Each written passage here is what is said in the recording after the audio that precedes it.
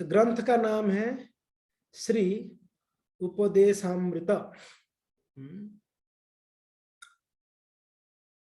उपदेश किसको भी अमृत जैसा तो कभी नहीं लगता है, बड़ा गुस्सा आता है कोई अगर उपदेश देने आए तो, है ना। हम सबको उपदेश देना चाहेंगे, अगर हमें कोई उपदेश दिए तो तब तो सटक जाता है हमारा दिमाग, ये बड़ा है उपदेश देने वाला। उपदेश किसी को पसंद नहीं है। हाँ, सलाह पसंद है, मीन्स पसंद तो नहीं है पर हाँ कम से कम हजम कर लेते हैं। सलाह दिया ना मीन्स कोई दिक्कत नहीं। कोई उपदेश दिया ना, ये बड़ा है उपदेश देने वाला भाई। तो उपदेश कभी भी किसी को सुहाता नहीं है या जमता नहीं है। पण भक्तों, जो शास्त्र का उपदेश है वो कैसा है, हमारे लिए अमृतमय है। और ये ग्रंथ श्रील रूप गोस्वामी पाद इस ग्रंथ को रचना किए और नाम दिए श्री उपदेशामृत। ये 11 घड़ा, कितना 11 घड़ा का अमृत है। उपदेशों का अमृत है। 11 श्लोक है ना इसमें, तो 11 घड़ा का अमृत जैसा है।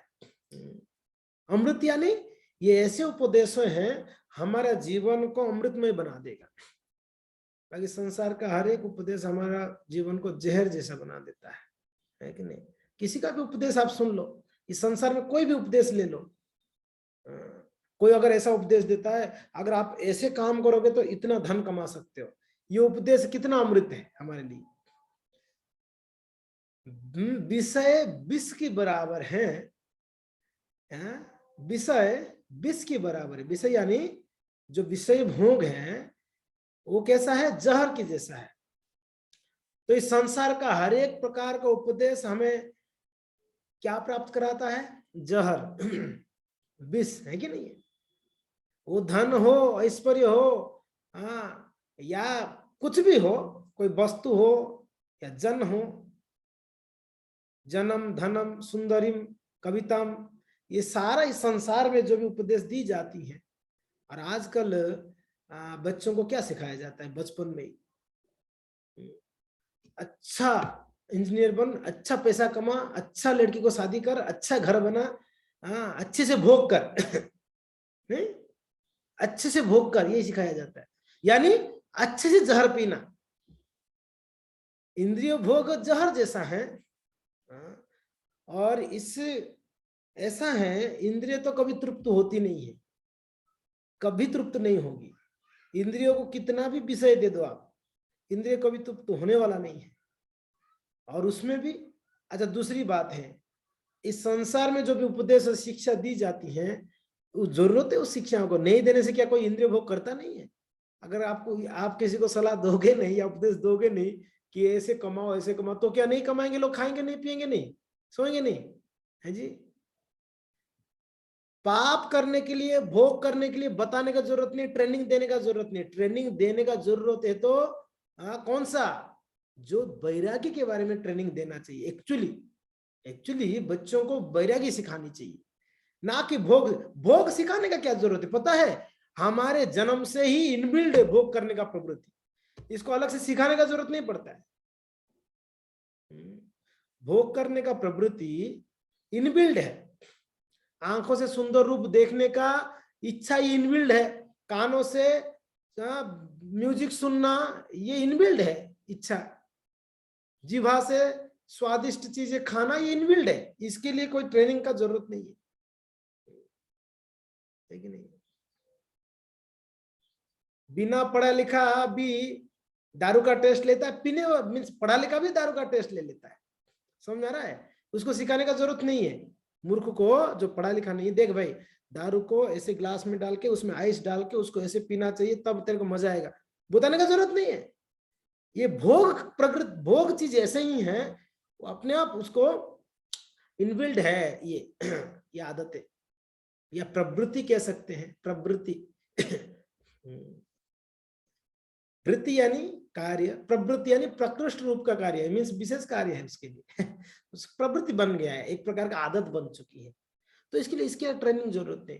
कहने का तात्पर्य यह है कि संसार का सारे उपदेश हमें जहर तक पहुंचाता है, वो कोई भी कितना भी करीब की मित्र क्यों ना हो, कितना भी सुहृद क्यों ना हमारा संसार का, भक्तों का बात अलग है। अगर भक्त नहीं है, वो कितना भी सुहृद है, सुहृद समझ रहे ना, हमारे शुभ चिंतक, कितने भी शुभ चिंतक हो जाए, उसके सारे उपदेश अंत में जाके हमें जहर ही दिलाएगा,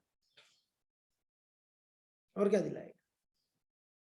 आप एक बार विचार कर लीजिए, ऐसा कौन सा वस्तु है जो हमारे प्रियजनों के द्वारा सलाह देने के बाद, उपदेश देने के बाद, वो वस्तु प्राप्त होने के बाद हमें जो है जीवन भर अमृत जैसा लगेगा, या हम अमृतमय हो जाएंगे? नहीं। भक्तों, ये ग्रंथ विशेष करके श्रील रूप गोस्वामी पाद इसका नाम दिए श्री उपदेशामृत। ये ऐसे उपदेश इसमें दिया गया है जो हमारे लिए अमृत जैसा है।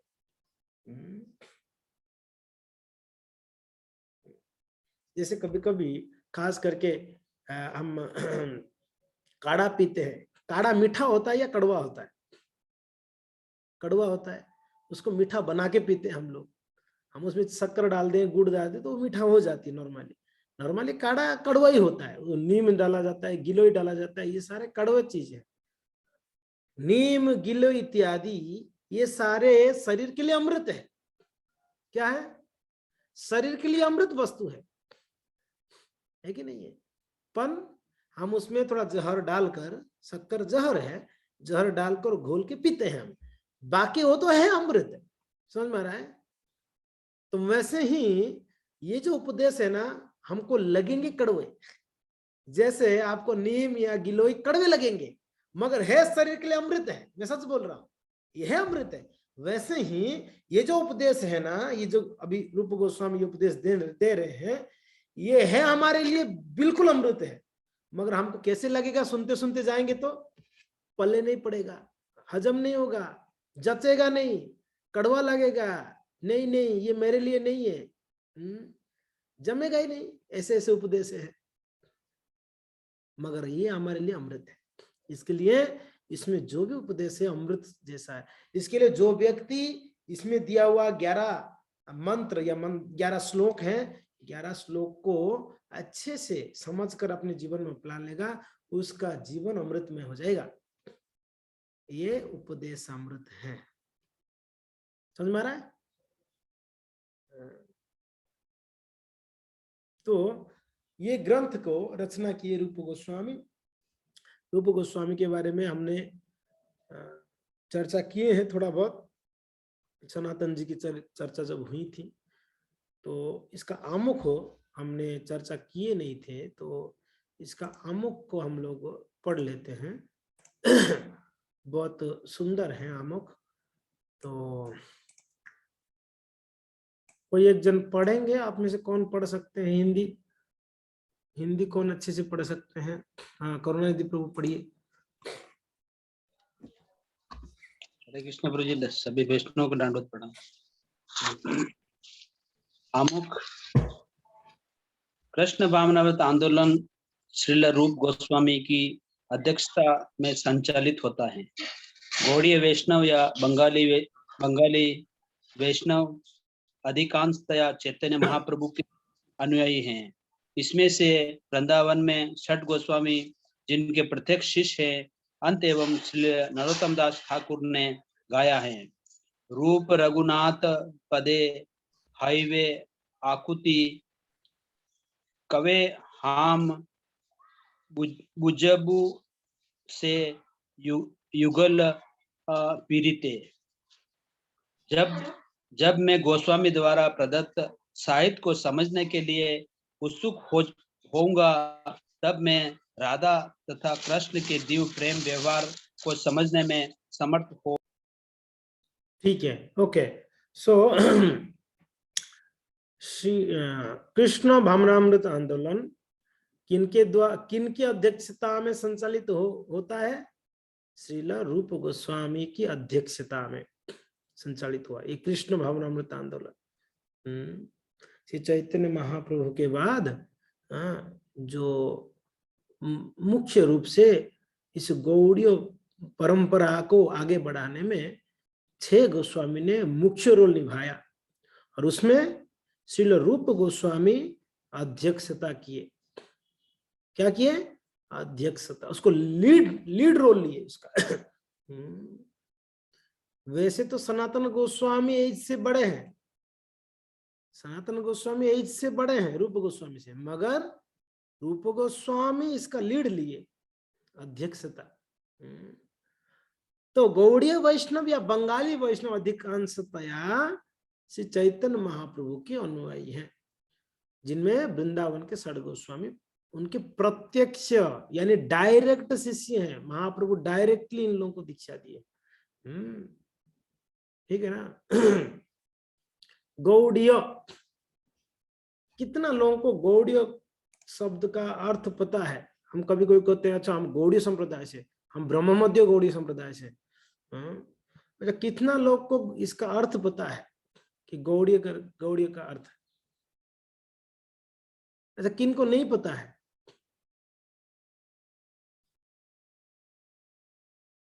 दोनों में हाथ नहीं उठा रहे हो, पता भी नहीं है पता भी है, ऐसा? एक दो, कुछ लोग शर्म के मारे नहीं उठा रहे, प्रभु जी तो यार 6 साल से पढ़ा रहे इसके बारे में, अभी हाथ उठाएंगे नहीं पता है करके तो ये तो नाक कट जाएगी, इसलिए भी नहीं उठा रहे कुछ लोग हाथ। अरे नहीं पता है तो बताएंगे, अब पता है तो नहीं बताएंगे, सिंपल बात। और क्या है? अगर पता है तो आप में से किसको पता है तो बताइए, आप बतला दीजिए, हम सुनेंगे। आपको पता है? दिव्या माता जी को पता है, वो बताएंगे अभी। चलिए दिव्या माता जी, आपको पता है ना घोड़े का शब्द का अर्थ बताइए। भक्ति भाव माता जी को भी पता है, वो भी हाथ उठा रहे हैं। हरे कृष्ण प्रभु जी, वो जो गौड़ देश के थे वहां से स्टार्ट हुआ था? हाँ, गौड़ प्रदेश के, गौड़ देश के, मतलब वो उधर के उन लोगों को गौड़ीय बोलते हैं शायद। अच्छा, गौड़ देश कौन सा है?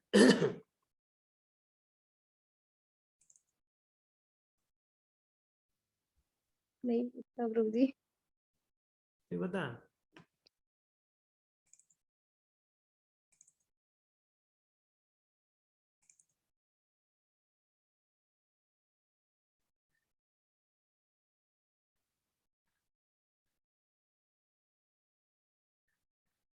और कोई? भक्ति भाव माता जी।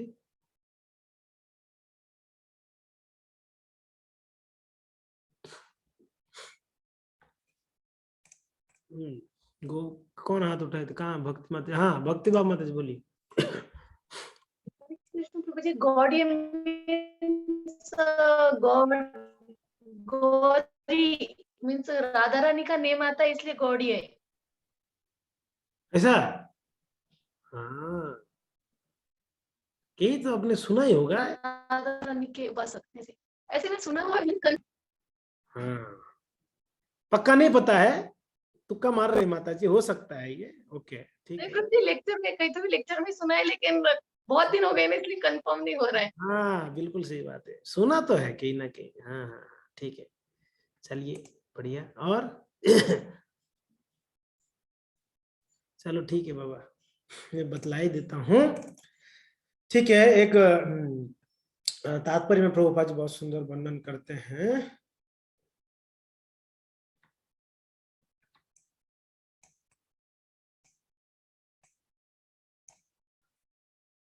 ठीक है, श्री चैतन्य चरितामृत के ग्रंथकर्ता वृंदावन के 3 अर्चा विग्रहों श्री राधा मदन मोहन, श्री राधा गोविंद देव तथा श्री राधा गोपीनाथ जी को सादर नमस्कार करते हैं।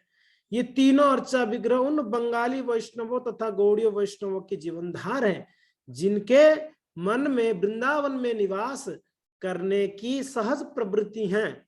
श्री चैतन्य महाप्रभु का दृढ़ता से अनुगमन करने वाले गौड़ीय वैष्णव, ध्यान से सुनिए, श्री चैतन्य महाप्रभु का दृढ़ता से अनुगमन करने वाले गौड़ीय वैष्णव दिव्य ध्वनि के कीर्तन द्वारा ईश्वर की पूजा करते हैं। पहले पॉइंट आया, जो महाप्रभु को पक्का महाप्रभु के अनुगमन करते हैं, फॉलो करते हैं महाप्रभु को, उनको गौड़ीय वैष्णव कहते हैं। नेक्स्ट, इस कीर्तन का उद्देश्य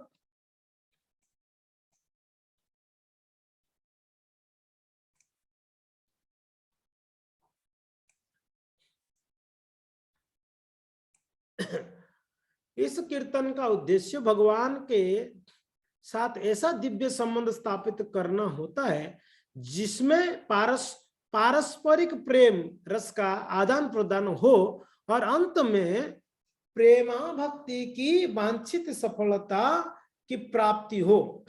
ये तीनों अर्चा विग्रह मनुष्य के विकास की तीन भिन्न भिन्न अवस्थाओं में पूजे जाते हैं।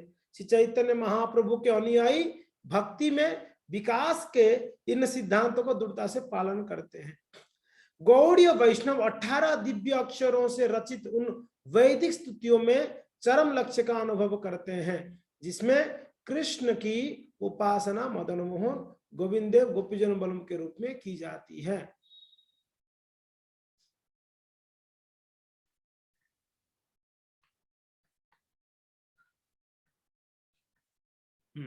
ये वाला अर्पण पढ़ते हैं तो ठीक है। ध्यान से देखिए, गौड़ीय भारत के उस भाग का सूचक है जो हिमालय पर्वत का दक्षिणी तथा विंध्याचल का उत्तरी भाग है। ध्यान से सुनना, हिमालय पर्वत का दक्षिणी तथा विंध्याचल का उत्तरी भाग को क्या कहते हैं? गौड़ देश कहते हैं। और जो आर्यावर्त कहलाता है। भारत का यह भाग 5 भागों या 5 प्रदेशों में विभाजित है। इसको पंचगौड़ देश कहते हैं। ध्यान से सुनना, हिमालय पर्वत का दक्षिण से विंध्याचल की उत्तरी तक ये पूरा एरिया को आर्यावर्त कहला जाता है। इस आर्यावर्त जो है 5 प्रदेशों में विभक्त है। 5 प्रदेश मिलकर ये आर्यावर्त बनता है, उसको पंचगौड़ देश कहते हैं। ठीक है, एक तो सारस्वत जिसको कश्मीरी तथा पंजाब को कहा जाता है। ठीक है, दूसरा कान्यकुब्ज जिसको उत्तर प्रदेश जिसमें आधुनिक लखनऊ शहर सम्मिलित है। मध्य गौड़ यानी मध्य प्रदेश, मैथिली बिहार तथा बंगाल का अंश तथा उत्कल बंगाल का अंश तथा पूरा उड़ीसा। कभी कभी बंगाल को गौड़ देश कहा जाता है क्योंकि एक तो ये मैथिली का अंश है और दूसरे हिंदू राजा लक्ष्मण सेन की राजधानी का नाम गौड़ था। ये प्राचीन राजधानी बाद में गौड़पुर और फिर क्रमशः मायापुर कहलाने लगी। समझ में आ रहा है? हाँ, फोटो खींच लो इसको, इस पैराग्राफ को। गौड़ीय जो है उसका वर्णन की गई है। बंगाल को गौड़ देश कहा जाता है क्यों? क्योंकि ना इसका एक तो ये मैथिली का अंश है। ठीक है, दूसरा हिंदू राजा एक थे जो जिनका नाम है राजा लक्ष्मण सेन की राजधानी का नाम भी गौड़ था। तो ये प्राचीन राजधानी बाद में गौड़पुर हुआ और क्रमशः आज कौन से नाम से जाना जाता है? मायापुर, जहां श्री चैतन्य महाप्रभु का प्राकट्य हुआ था। ठीक है, उड़ीसा के भक्तगणों को उड़िया कहते हैं, बंगाल के भक्तगणों को गौड़ियो कहते हैं, दक्षिण भारत के भक्तगणों को द्रविड़ कहते हैं। समझ में आ रहा है? उड़ीसा के भक्तों को उड़िया, बंगाल के भक्तों को गौड़ीय, दक्षिण भारत के भक्तों को द्रविड़ कहा जाता है। तो समझ में आया? नहीं समझ में आया? समझ में आया? गौड़ी शब्द का अर्थ समझ में नहीं आया? श्री चैतन्य, पहले हमने दूसरी परपट में हमने क्या बताए थे? मीन्स पहला पैराग्राफ में क्या बताए थे? जो श्री चैतन्य महाप्रभु के पक्के फॉलोअर्स है उनको गौड़ीय कहा जाता है। अभी क्यों, उसका उत्तर यहां पर दिया गया लास्ट में। क्योंकि ये जो राजा लक्ष्मण सेन का राजधानी था गौड़, राजधानी का नाम, और वो गौड़ आगे जाके क्या हुआ? गौड़पुर, और आगे जाके क्या हो गया? मायापुर। समझ आया? तो श्री चैतन्य महाप्रभु मायापुर में आए इसलिए वो गौड़ीय है।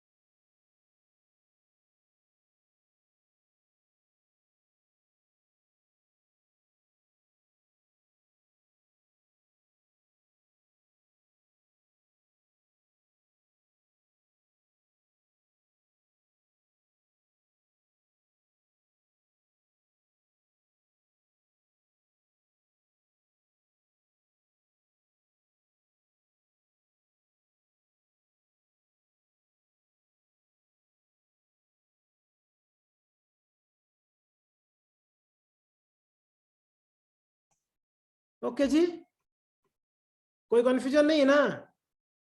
हाँ ठीक है, चलो। तो चैतन्य महाप्रभु के जो फॉलोवर्स हैं उन्हें गौड़ीय कहा जाता है। तो यहां पर कहा गया है कि गौड़ीय वैष्णव जो है या बंगाली वैष्णव अधिकांश तो महाप्रभु के अनुयायी है, ठीक है। इसलिए नरोत्तम दास ठाकुर कहते हैं रूप रघुनाथ पदे है व्याकुति और कबे हम बुझावो ये जुगल प्रीति। जब मैं गोस्वामियों द्वारा प्रदत्त साहित्य को समझने के लिए उत्सुक होऊंगा तभी मैं राधा तथा भगवान श्री कृष्ण के दिव्य प्रेम व्यवहार को समझने में समर्थ हो सकूंगा। यानी भगवान राधा और कृष्ण का प्रेम व्यवहार को समझने के लिए हमें 6 गोस्वामियों की पद चिन्हों को अनुगमन करना पड़ेगा, है कि नहीं?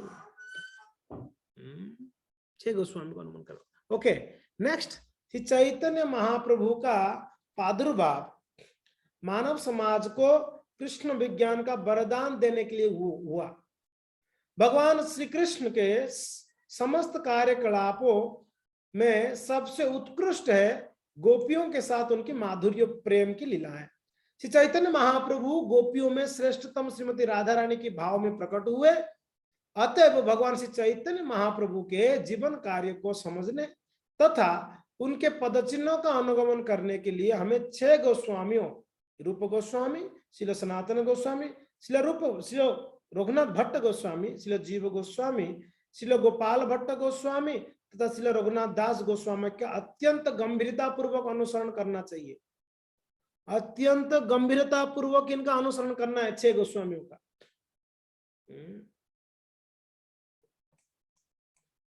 श्रील रूप गोस्वामी सभी गोस्वामी के नायक थे। उन्होंने हमारे कार्यकलापों का मार्गदर्शन करने के लिए तथा अनुसरण हेतु यह श्री उपदेशामृत प्रदान किया।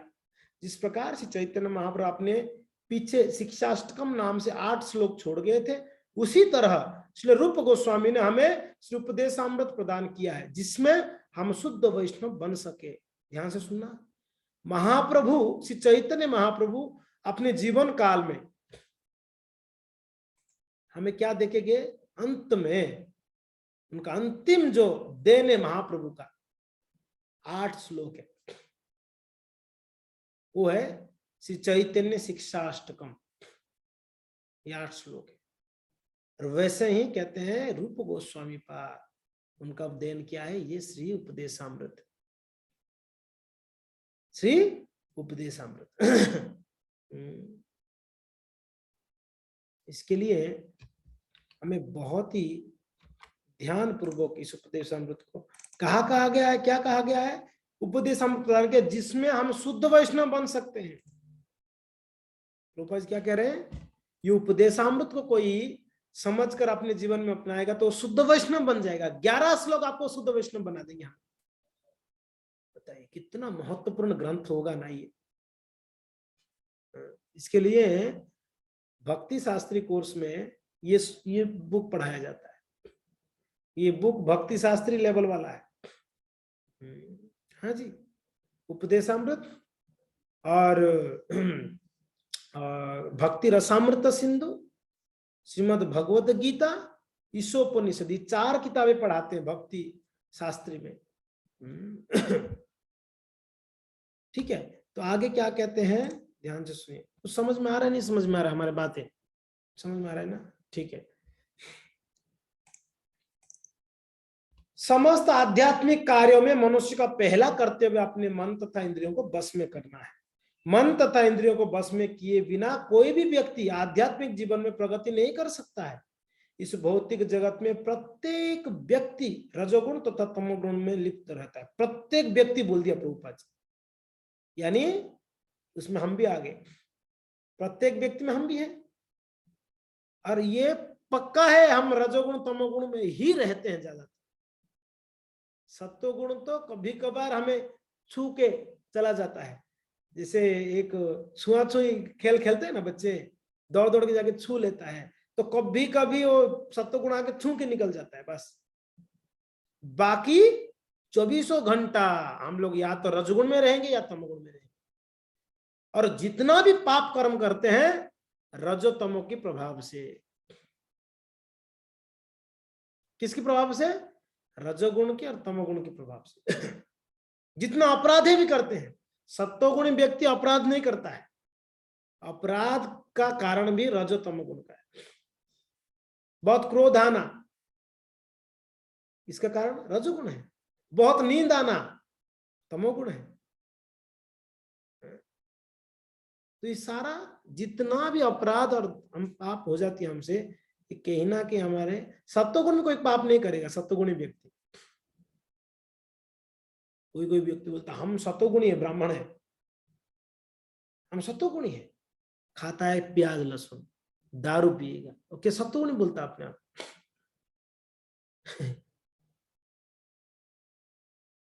कैसे हो सकता? तो यहाँ कहा गया है, कहते हैं हम इस भौतिक जगत में प्रत्येक व्यक्ति रजोगुण तथा तमोगुण में लिप्त रहता है। मनुष्य को श्रील रूप गोस्वामी के उपदेशों पर चलते हुए अपने आप को सत्वगुण के पद तक ऊपर उठाना चाहिए, तभी आगे उन्नति करने के लिए प्रत्येक रहस्य स्पष्ट हो जाएगा। समझ में आ रहा है?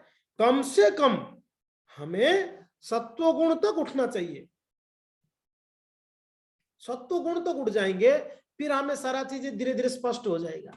हमें चीजें समझ में नहीं आ रहा है, इतना बोलने के बाद भी दिमाग में घुस नहीं रहा है, उसका कारण यह है हम तो रजोगुण तमोगुण में फंसे हुए रहते हैं।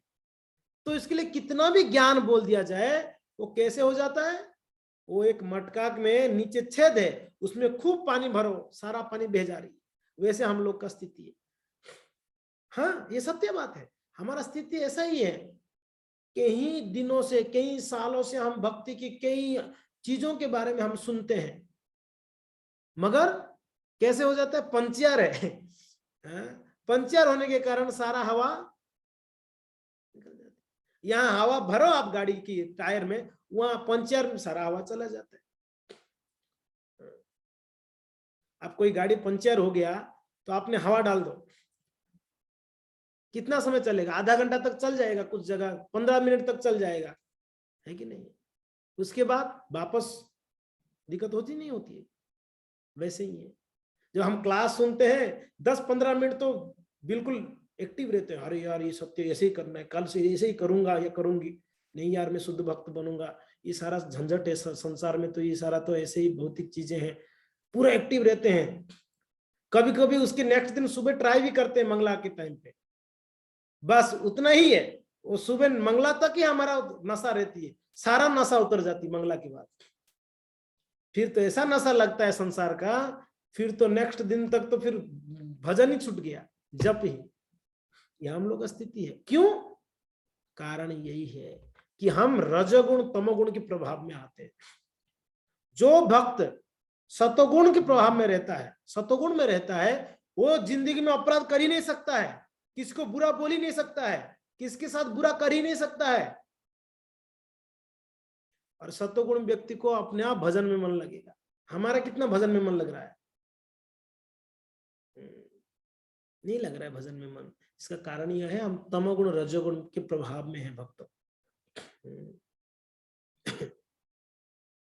तो जो भी है, यहाँ पर प्रभुपाद इस बात को कहते हैं कि कम से कम मनुष्य को श्रील रूप गोस्वामी के उपदेशों पर चलते हुए अपने आप को सत्वगुण पद तक उठाना चाहिए।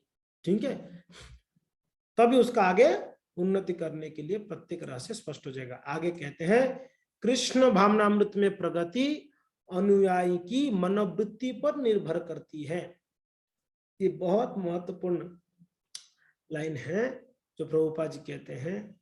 ये लाइन हमारा जीवन परिवर्तन कर देगा। एक ही लाइन को समझ जाएंगे, कृष्ण भावनामृत में प्रगति, कृष्ण भावनामृत में प्रगति अनुयायी की मनोवृत्ति पर निर्भर करती है। वापस पढ़ लीजिए ध्यान से, कृष्ण भावनामृत में प्रगति अनुयायी की मनोवृत्ति पर निर्भर करती है।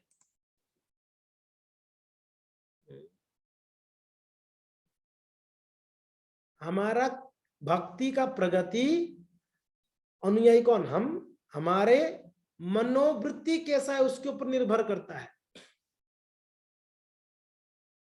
मान लीजिए हम मंदिर में आके हम भगवान का श्रृंगार कर रहे हैं, मान लीजिए, मगर मनोवृत्ति एक लकड़ी का विग्रह मान रहा है, लकड़ी का मूर्ति मान रहे हैं। मनोवृत्ति क्या है, लकड़ी है, ये सामने पत्थर है। मतलब राधा कृष्ण का श्रृंगार करने आए, हम सोचते हैं पत्थर है, मनोवृत्ति हमारा क्या पत्थर का है। तो हमारा श्रृंगार करना भी भक्ति नहीं है। समझ में आ रहा है? हमारा प्रगति हमारा मनोवृत्ति के ऊपर निर्भर करता है, हमारा कैसा मनोवृत्ति है। मनोवृत्ति यानी देखने की नजरिया, उसको कह सकते हैं मनोवृत्ति। मन का वृत्ति, मन का कार्य। एक चीज को देखेंगे, कोई ये देख रहे हैं, कोई इसको सोचता है मोबाइल है, कोई सोचता है डब्बा है, कोई सोचता है ये प्लास्टिक है। मनोवृत्ति है, अलग अलग प्रकार के विचार करना। क्या सोच सकते हैं, परिस्थितियों में हम क्या सोच सकते हैं। एक उदाहरण देते हैं संत लोग। एक जूता फैक्ट्री वाला एक जूता फैक्ट्री वाला जो मालिक है, उसने उसका एक कर्मचारी को बुलाया, बोला आप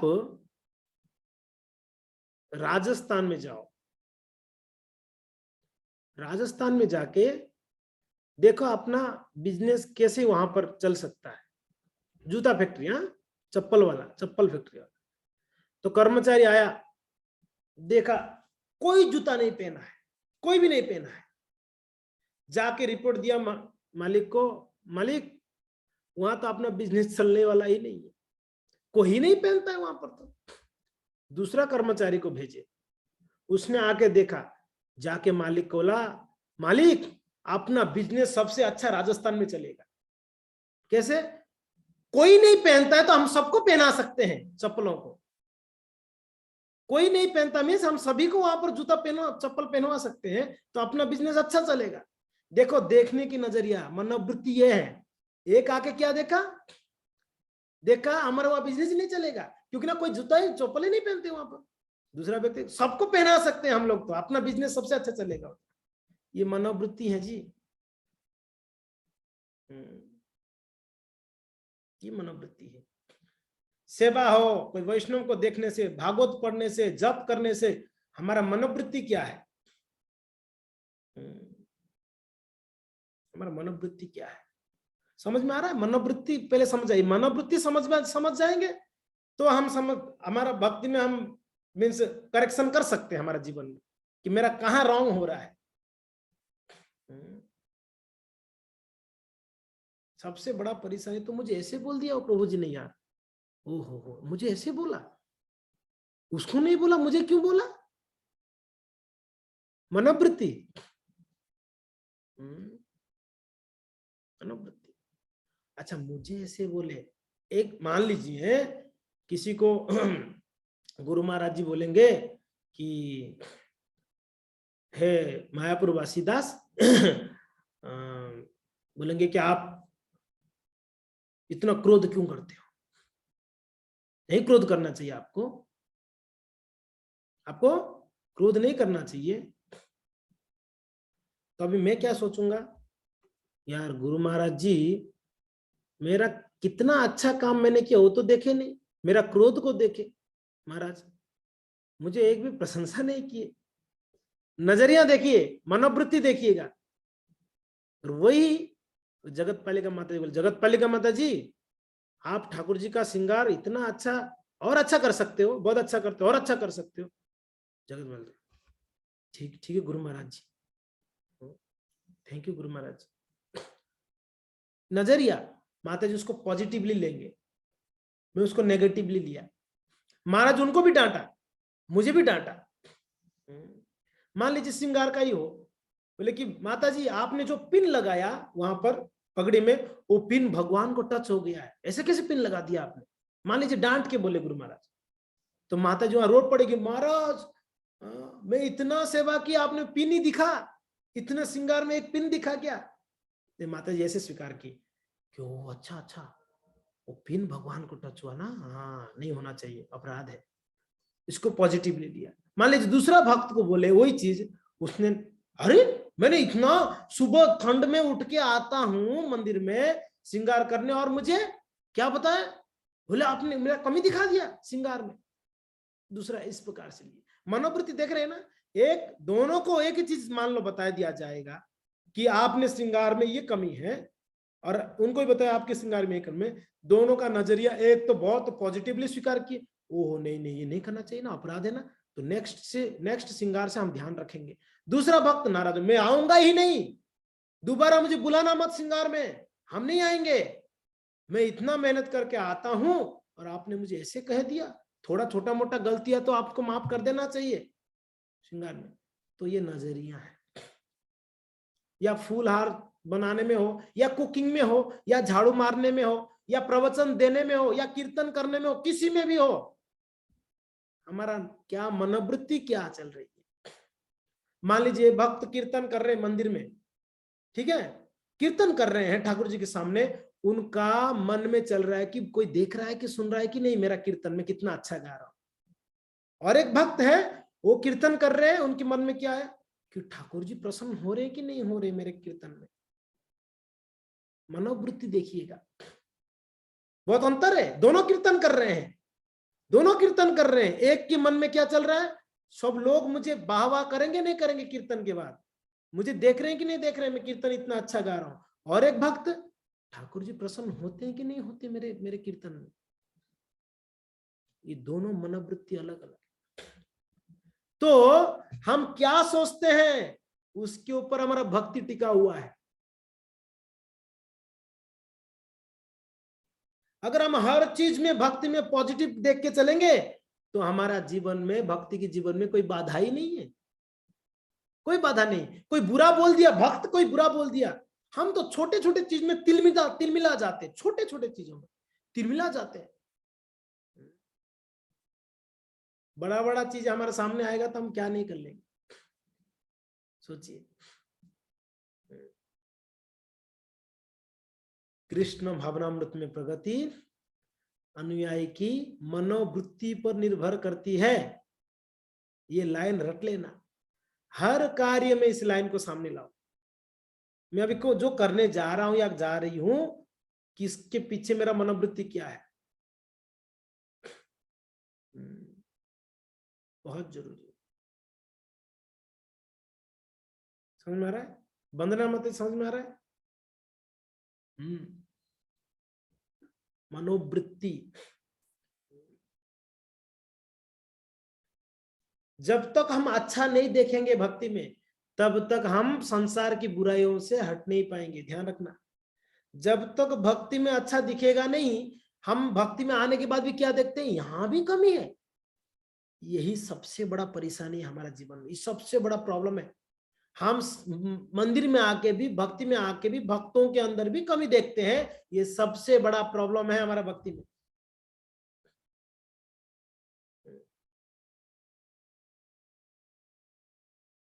कोई एक प्रभु जी को हमने पूछा था एक समय कि प्रभु जी हम भक्तों के अंदर इतना कमी देखते हैं, क्यों ऐसा?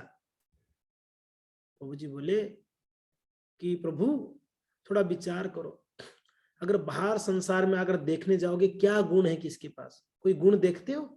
बाहर के संसार में जो भक्ति में नहीं है उसके अंदर क्या गुण है?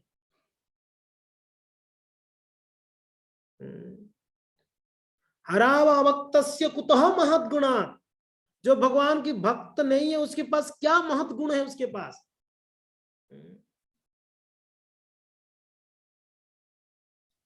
और जो भक्त है उसके पास क्या कमी है। तो कभी कभी तुलना करनी चाहिए। अगर कोई भक्तों के अंदर कमी दिखता है तो तुलना कर लो, फटाफट तुलना करो कि ये बाहर की दुनिया का कोई व्यक्ति के सामने तुलना करोगे तो ये डायमंड है, वो अगर कोयला है तो ये डायमंड है सामने वाला भक्त। हाँ, नशा नहीं कर रहा है, व्यभिचार नहीं कर रहा है, जुआ नहीं खेल रहा है, हाँ जी, मांस भक्षण नहीं कर रहा है, जप करता है, मंदिर आता है कभी कभार, मान लो साल में एक बार मंदिर आता है, कथा में आता है ये व्यक्ति, अरे तिलक धारण करता है, कभी कभी कंठी धारण किया ये व्यक्ति, आप बताइए इसमें अंदर क्या कमी है? ये नजरिया, ये मनोवृत्ति है। प्रभु जी कैसे भक्त हो, भक्त हो के भी ऐसे कर रहा है। आप कैसे भक्त हो, भक्त हो के भी भक्त का कमी देख रहे हो। कभी देखा, कभी अपने आप को देखा? मैं भक्त कहलाता हूं और दूसरे भक्त का कमी देख रहा हूं। मैं कैसा भक्त हूं, मैं कितना थर्ड क्लास भक्त हूं, एक बार विचार करना चाहिए। मैं कितना नीचे गिर गया हूं कि मुझे कमी दिखाई दिया, उसका गुण नहीं दिखाई दिया। भक्ति सिद्धांत सरस्वती ठाकुर को उनके शिष्य लोग कभी जाके कंप्लेन करते किसके बारे में, झगड़ के हुए जाते, मान लो दो शिष्य कभी कुछ मतभेद होती है तो जाते हैं भक्ति सिद्धांत महाराज के पास। अगर कोई जात कंप्लेन करता है उसने मेरे साथ ऐसे ऐसे किया, तो उनको बुलाते हैं, दूसरे भक्त को बुला के दोनों को बिठाते आमने सामने, कहते हैं अच्छा आप इनका कोई अच्छा गुण है तो बताओ। तो बताने लगता है कि अच्छा कीर्तन करते हैं, अच्छा कुकिंग करते हैं, अच्छा मृदंग बजाते हैं। अच्छा, फिर दूसरे वाले भक्त को, अच्छा इनका कोई गुण है आपने कभी देखा? बोला हाँ क्या? हमारा जी अच्छा गाड़ी चलाते हैं, ये अच्छा साफ सफाई करते हैं मंदिर का। फिर बोलते अच्छा अभी बताओ इनका कोई अवगुण बताओ। कोई अवगुण तो नहीं दिख रहा है, उनको पूछे तो जाओ ठीक है, दोनों लोग गले मिलो, चलो निकलो, हो गया सॉल्व। जब गुण देखने लगते हैं सारा झगड़ा ही खत्म है। वहां पर झगड़ा कहां होती है? जहां वो गुण देखते हैं। जब गुण देखते हैं तो झगड़ा कहां है? झगड़ा निपट जाता है। किसी के ऊपर क्रोध आता है, कोई भक्त के ऊपर, तो थोड़ा सा शांति से 10 मिनट उनके अच्छे अच्छे गुणों को याद करना है। कभी भी ऐसे हो जीवन में, कभी ऐसा परिस्थिति आ जाए किसी भक्त को ऊपर बहुत क्रोध आएगा, आपको बहुत क्रोध आएगा, तो उसको बारे में विचार करो 10 मिनट कि इसका अच्छे गुण क्या क्या है। मैं लिख के देता हूं कि कुछ तो कुछ अच्छा गुण निकलेगा उसका, कुछ तो कुछ। भगवान ने ऐसा कोई किसी को बनाया नहीं कि उसका कोई गुण ही नहीं दिया है, निर्गुण ही बना दिया, ऐसा तो हो ही नहीं सकता। कुछ तो अच्छा गुण मिलेगा ही मिलेगा। जब आप अच्छा गुणों को स्मरण करेंगे ना, तो आप देखना आपके उसके प्रति द्वेष, आपका ईर्ष्या सब खत्म ही हो जाएगा। यार मैं तो उसके सामने कुछ भी नहीं हूं, कुछ भी नहीं हूं, जीरो हूं उसके सामने। आप देखना दूसरों का अच्छा गुण देख, एक्चुअली यही तो हमारा प्रॉब्लम है, हम दूसरों का अच्छा गुण देख नहीं पाते हैं। मगर अगर हम जांचेंगे सच में, दिल से, ईमानदारी से अगर दूसरों का अच्छा गुण अगर देखना चलेंगे, तो हम देखेंगे हम तो उनके सामने जीरो है, बहुत बड़ा। ये कितना आगे है मेरे से ये भक्त, मैंने किया ही क्या भक्ति में। यह भक्ति है जी। कृष्ण भावनामृत में प्रगति अनुयायी की मनोवृत्ति पर निर्भर करती है। हमारा मनोवृत्ति कैसा है? भगवान वहां कहते हैं, क्या कहते हैं? व्यभिचारी व्यक्ति भी अगर मेरा भजन करता है तो साधु है। व्यभिचारी व्यक्ति भी मेरा भजन करता है तो साधु है।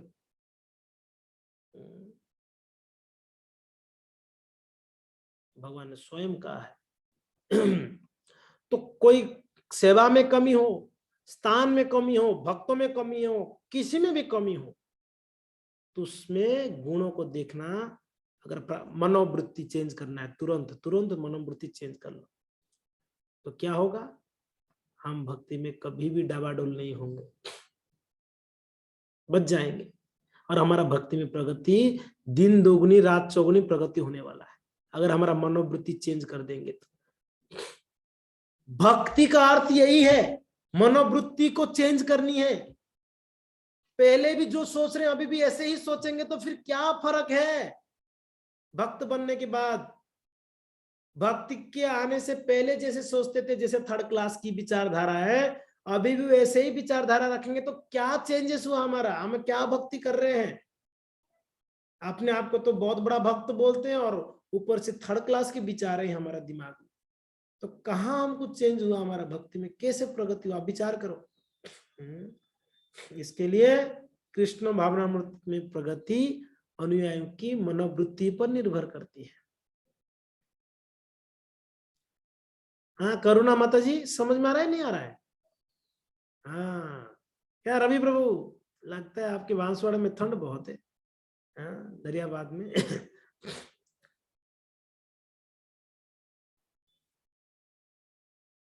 तो होमवर्क नोट करो। इस बार क्या होमवर्क दिया था मुझे याद नहीं था। दिव्य माता जी बोले आपने कुछ दिया ही नहीं प्रभु जी। अब मुझे तो स्मरण नहीं था, मैं तो मंद बुद्धि वाला, कुछ तो बोला था पता नहीं। अभी अभी नोट कर लो। होमवर्क यह है कि मनोवृत्ति के ऊपर 5 उदाहरण पेश करनी है आपको, 5 उदाहरण मिनिमम। मनोवृत्ति के ऊपर 5 उदाहरण चाहिए। जैसे हमने अभी कितने उदाहरण दे दिया, एक चप्पल का उदाहरण दिया, एक मंदिर में भक्तों के प्रति का जो नजरिया उसके ऊपर उदाहरण दिया, एक सेवा के ऊपर हमने दिया जैसे श्रृंगार हो गई है। वैसे आपको 5 उदाहरण लिखनी है। समझ में आ रहा है? 5 उदाहरण, ये आपका होमवर्क। आप अपना ही उदाहरण को ले लेना, अपना जीवन में कहीं घटित हुआ होगा जीवन में, उदाहरण ले लेना कि मैं उस समय ऐसे सोचा था मगर ऐसे हुआ। नजरिया, ठीक है? हाँ मोहित प्रभु, ठीक है ना? तो कृष्ण भावनामृत में प्रगति अनुयायी की मनोवृत्ति पर निर्भर करती है। कृष्ण भावनामृत आंदोलन के अनुयायी को पूर्ण गोस्वामी होना चाहिए। देखिए प्रभुपाद जी क्या बोलते हैं, हमारे अनुयायी जो इस्कॉन की फॉलोवर है, अंतरराष्ट्रीय कृष्ण भावनामृत संघ के जो अनुयायी हैं, उन्हें पूर्ण गोस्वामी होना चाहिए। आधा अधूरा गोस्वामी नहीं, पूर्ण गोस्वामी। यहाँ पर प्रभुपाद जी नहीं बोले जो ब्रह्मचारी सन्यासी ने गोस्वामी बनना चाहिए। यहाँ पर प्रभुपाद जी सभी के लिए बोले, वो स्त्री हो, वो पुरुष हो, माता जी हो, गृहस्थ हो, ब्रह्मचारी हो, सभी को गोस्वामी बनना चाहिए। गोस्वामी का अर्थ बताएंगे आगे। वृंदावन में प्रत्येक मंदिर के संचालन यही पदवी से जाने जाते हैं। जो कोई भगवान श्री कृष्ण का पूर्ण भक्त बनना चाहते हैं उसे गोस्वामी बनना चाहिए। गो का अर्थ है इंद्रियां और स्वामी का अर्थ है प्रभु या मालिक। गोस्वामी का अर्थ क्या है? इंद्रियों का स्वामी, उसको गोस्वामी। गो का अर्थ क्या है? इंद्रियां। स्वामी का अर्थ क्या है? प्रभु या स्वामी। जब तक कोई अपने मन तथा इंद्रियों को बस में नहीं कर लेता तब तक वह गोस्वामी नहीं बन सकता। पहले गोस्वामी तथा बाद में श्रीमद श्री भगवान का शुद्ध भक्त बनकर जीवन की सर्वोच्च सफलता प्राप्त करने के लिए मनुष्य को उपदेशामृत नामक उपदेशों का पालन करना चाहिए, जिन्हें श्रील रूप गोस्वामी ने हमें प्रदान किए हैं। उन्होंने अनेक अन्य पुस्तकों भी लिखा है, यथा भक्ति रसामृत सिंधु, विदग्ध माधव, ललित माधव। लेकिन उपदेशामृत नए भक्तों के, ध्यान देना, ये उपदेशामृत नए भक्तों के लिए प्रारंभिक उपदेश है। तो आप में से कुछ बोल सकते हैं हम तो पुराने हो गए प्रभु जी, हमें तो ये जरूरत ही नहीं है उपदेश है। ये नए भक्तों के लिए, मायापुरवासी के लिए है, जो नए हैं उनके लिए। हम तो बहुत पुराने हैं। अगर हम पुराने हैं अब तक ये उपदेशों को फॉलो नहीं कर रहे, मीन्स हम तो नए से भी गए गुजरे। हम अगर पुराने हैं और ये उपदेश हमें पता नहीं है, ये फॉलो ही नहीं कर रहे, तब तो हम तो नए भी नहीं है, हम तो बहुत से भी नीचे हैं। मनुष्य को इन उपदेशों का पालन अत्यंत दृढ़ता से करना चाहिए, तभी अपना जीवन सफल बनाना अधिक सुगम होगा। हरे कृष्णा। ऐसी भक्ति वेदांत स्वामी श्रील प्रभुपाद जी का साइन कोई कॉपी नहीं कर सकता। देख लो आप साइन, ये साइन कौन कॉपी कर पाएगा?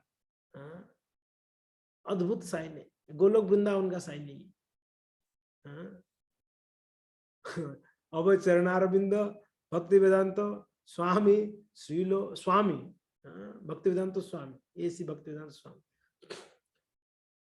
तो देखिए आमुख कितना महत्वपूर्ण प्रभुपाद जी ने कहा, क्या महत्वपूर्ण बातें कही। पहला तो हमें गोस्वामी को पदचिन्ह में चलना, दूसरा तो हमें क्या करना है, गौड़ीय बनना है, चैतन्य महाप्रभु की पद चिन्हों में उनके अनुयायी बननी है, पक्का अनुयायी बनना है। तीसरा हमें क्या है, सत्वगुण तक ऊपर उठना चाहिए, तो पाजी ने बोला सत्वगुण तक ऊपर उठना चाहिए। चौथा हमारे मनोवृत्ति, भक्ति जो है मनोवृत्ति पर निर्भर करती है, हमारा मनोवृत्ति चेंज करना चाहिए भक्ति में आने के बाद, है कि नहीं। और पांचवा है ये उपदेश अमृत के उपदेशों को हमें बहुत ही दृढ़ता से कठिनाई से पालन करनी चाहिए, और ये उपदेश हमारे लिए अनिवार्य है।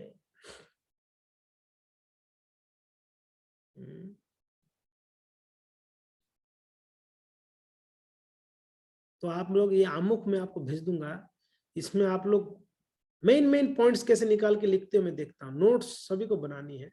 ये आमुख में से मेन पॉइंट, जैसे हमने 4-5 पॉइंट्स बताया, ऐसे आप क्या क्या पॉइंट्स यहाँ से निकाल सकते हो, ये आमुख से आपको निकाल के नोट बना के ग्रुप में डालना है, ठीक है। तो हमारा चर्चा आगे बढ़ाते हैं। तो हमने चर्चा किए थे 6 वेग, वाचो वेगम मनसः क्रोध वेगम जिह्वा वेगम उदर उपस्थ वेगम एतन वेगन यो विषेत धीरा सर्वमपि माम पृथ्वीम सशिष्यात्, है ना। हमने 6 वेगों के बारे में चर्चा प्रारंभ किए थे, वाणी का वेग, मन का वेग, क्रोध का वेग, जिह्वा का वेग, उदर का वेग और जननेन्द्रिय उपस्थ का वेग। ये 6 वेगों को जो कंट्रोल कर लिया है, बस में कर लिया है, वो व्यक्ति क्या कर सकता है, पूरा संसार में शिष्य बना सकता है। तो श्रील प्रभुपाद जी प्रारंभ में प्रायश्चित के बारे में बतला रहे थे लास्ट टाइम, प्रायश्चित। तो प्रायश्चित जो है उसको यहाँ पर भागवत से उदाहरण लेके बतलाया कि ऐसा जो प्रायश्चित है वो हाथी के स्नान के बराबर है। कैसा प्रायश्चित, जो प्रायश्चित के बाद भी हमारा पाप करने का प्रवृत्ति खत्म नहीं होती है, वो प्रायश्चित हाथी के स्नान के बराबर रहे, ये प्रभुपाद जी ने हमें बतलाया है, ठीक है। अभी कहां तक हुआ था आप लोग बताइए। ये हो गया था, यहां तक हो गया था शायद में कि कृष्ण भावनामृत के विधि निषेध इस प्रकार है, अवैध मैथुन से दूर रहना, मांसाहार ना करना, नशा ना करना, जुआ ना खेलना। शिलो रूप गोस्वामी इसी सरल विधि की संस्तुति कर रहे हैं, ठीक है। यहां तक हो गया था हमारा, राइट, सही बात है। ओके, नेक्स्ट आगे हम चलते हैं, ध्यान से सुनिएगा भक्त, बहुत ही सुंदर उपदेश। सर्वप्रथम मनुष्य को अपनी वाणी पर संयम रखना चाहिए।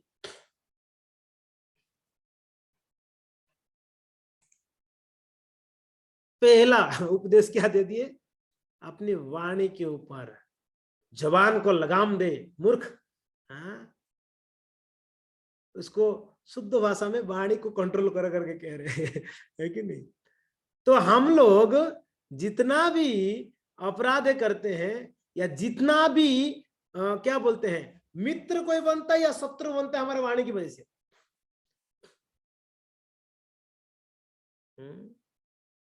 किसी को प्रेम से बोला हरे कृष्णा पधारिए आप, प्लीज वेलकम, और किसी को बोलेगे आ जाता है बार बार प्रसाद लेने, प्रसाद है, मंदिर में बस प्रसाद खाने आते हो, ऐसे बोल दिया। अब बताओ, दोनों है, वाणी ही है। एक में तो व्यक्ति बहुत प्रिय बन जाएगा आपका, एक में बेचारा बिछड़ जाएगा मंदिर से। वाणी का बहुत बड़ा प्रभाव है जी। वो एक महात्मा आंख से सूर था, अंधा था, वो बैठकर वो ध्यान कर रहा था महात्मा जी। तो एक राजा और एक मंत्री और एक उनके सिपाही, 3 लोग जंगल में आए थे और बेचारे कुछ कारणवश अपना अपना रास्ता भटक गए। सिपाही एक तरफ निकला और मंत्री एक तरफ निकले तो राजा एक तरफ, फिर आपस में ढूंढ रहे, मिल नहीं रहे। ठीक है, तो क्या हुआ, ये लोग आपस में ढूंढ रहे थे, जंगल के अंदर से जा रहे थे, तो जो सिपाही था वो महात्मा जी वहां बैठ के जो ध्यान कर रहे थे, उनको जाके बोले कि तो महाराज यहां से कोई जाते हुए देखा क्या? बोले ना जी हमने नहीं देखा। महात्मा जी बोले हम नहीं देखा। तो चल दिया वहां से। मंत्री आए उसके बाद में, कुछ समय के बाद, बोले महाराज किसी को जाते हुए देखे क्या यहां से? बोले नहीं हमने किसी को नहीं देखा। वो निकल गए। लास्ट में राजा आए। राजा आके क्या किए, प्रणाम किए, महाराज जी प्रणाम, उनके चरण स्पर्श किए, चरण स्पर्श करके और धीरे से बैठ के बोले अगर कुछ आपका अनुमति हो तो हम कुछ पूछ सकते हैं आपको? बोले कि ठीक है पूछिए। वो सुर थे, दिख नहीं रहे महात्मा जी को, अंधे थे। तो उन्होंने पूछा कि महाराज इस रास्ते से कोई गए क्या, कोई गुजरे क्या, इस रास्ते से कोई गए क्या? बोले कि हाँ महाराज, पहले से ना आपका सिपाही गया, उसके बाद आपका मंत्री गया, अभी आप राजा आए हैं। तो राजा चौंक गया, इसको तो दिख नहीं रहा है, और ये पूरा एकदम स्पष्ट बोल रहा है कि पहले जो सिपाही गया है, उसके बाद मंत्री गया, अभी मैं राजा हूं, दिख तो नहीं रहा है, कैसे बतला रहा है, इसके आसपास कोई है भी नहीं ऐसा। तो उन्होंने बोले कि अगर महाराज आपका आज्ञा हो तो मैं और कुछ पूछ सकता हूँ? हाँ पूछिए। बोले आपको तो दिख नहीं रहा है आंखों से, आपको कैसे पता चल गया कि पहले मेरे सिपाही गया, उसके बाद मेरा मंत्री गया, अभी मैं राजा हूं करके? बल्कि महाराज सिंपल बात है, आपका सिपाही आया, उसका व्यवहार ढंग नहीं था, वो सीधा बोलता है महाराज किसको देखा है क्या यहाँ से जाते हुए? उसको सभ्य वचन बोलना नहीं आता है। तो मैं समझ गया कि ये सिपाही हो सकता है, ऐसे बात कर रहा है।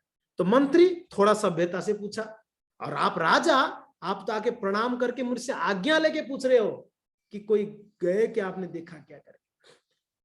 देखो वाणी से व्यक्ति का नेचर पता चल जाता है, नेचर ही, वाणी से सामने वाले का नेचर ही पता चल जाएगा किस प्रकार का व्यक्ति है।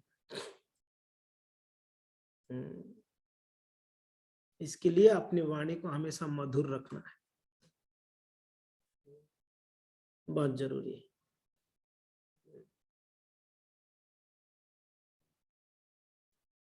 तो यहां पर कहते हैं सर्वप्रथम मनुष्य को अपनी वाणी पर संयम रखनी चाहिए।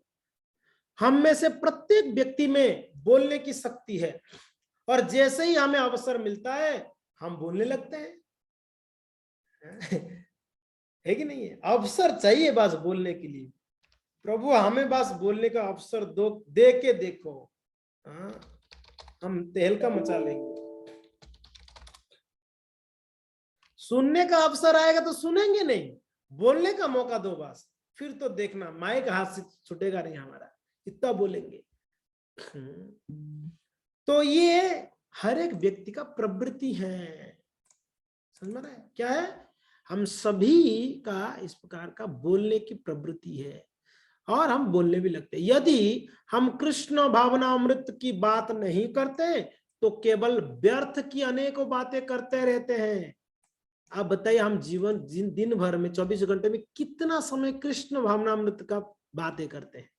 भक्ति के बारे में, जप के बारे में, भक्तों के बारे में कितना समय? हाँ जी, स्कूल में, कॉलेज में, दफ्तर में, ऑफिस में, घर पे, मार्केट में कृष्ण का चर्चा करते हैं, और बोलते तो खूब बोलते हैं। मगर यहां पर कहते हैं ये व्यर्थ की बातें हैं, सिर्फ व्यर्थ है। जिस तरह प्रभुपाद उदाहरण दे देते हैं, संसार की बातें कैसे है, जिस तरह मेंढक खेत में टरटराता है, उसी तरह कोई भी व्यक्ति जिसके पास जीव है वो बोलना चाहता है, भले उसे जो कहना है वो मूर्खतापूर्ण क्यों ना हो, मगर बोलना चाहेगा। भले कोई पसंद भी नहीं करे तो भी बोलेंगे, हमारा आदत ही ऐसा है, बोलना चाहेंगे। लेकिन मेंढक के टरटर सर्प को आमंत्रण करती है, यहां आओ और मुझे खाओ। मेंढक करके आप लोग पता नहीं, मेंढक समझ में आ रहा है? मेंढक करके कुछ एक जीव होता है, 84 लाख जीव में एक मेंढक है। बोलना पड़ता है भाई आजकल, मेंढक बोले, ये मेंढक क्या होता है यार? मेंढक एक होता है, वो खास करके बारिश के मौसम में टर टर टर टर आवाज करता है। हमने गांव में देखा है, यहाँ तो आपने कभी नहीं देखा होगा।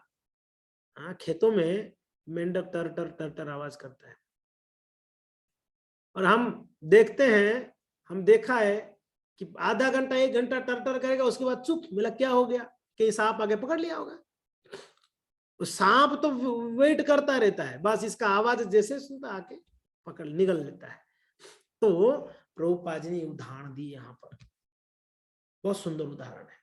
हमारा जो बोलना है ना सांसारिक बातें, ये कैसा है, एक मेंढक के टर टर टर टर के जैसा है। यानी हम संसारी बात जितना बोलते हैं, हम मृत्यु को आमंत्रण करते हैं, आइए आइए आइए, हमें खाइए, हमें खा लीजिए। जैसे मेंढक के लिए सर्प मृत्यु है, वैसे हमारे लिए काल मृत्यु है। जो फालतू का बोलता रहता है ना, उसका आयु घट जाती है। फालतू का कोई मतलब नहीं, बोलता रहता है, उसका आयु घट जाती है। तो प्रभुपाद जी को यहाँ पर कहते हैं, यद्यपि यह मृत्यु को आमंत्रण देना है, फिर भी मेंढक टरटराता है। भौतिकतावादी पुरुषों एवं मायावादी दार्शनिकों को बोलने की तुलना मेंढक की टरटराने से की जाती है। ये नोट कर लीजिए आप, भौतिकतावादी और मायावादी, ये दोनों का जो बातें हैं, ये मेंढक के टरटराने के साथ तुलना की गई है।